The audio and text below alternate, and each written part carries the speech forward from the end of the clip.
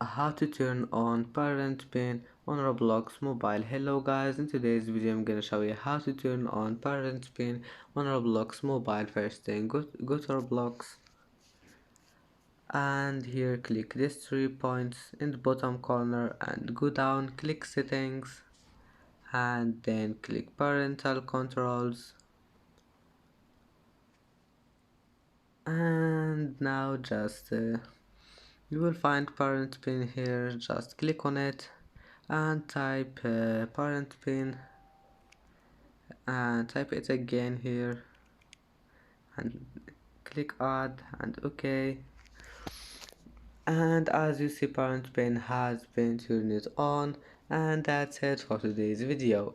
If you like this video, please don't forget like and don't forget subscribe, and thank you for watching this video until the end. See you in the next video.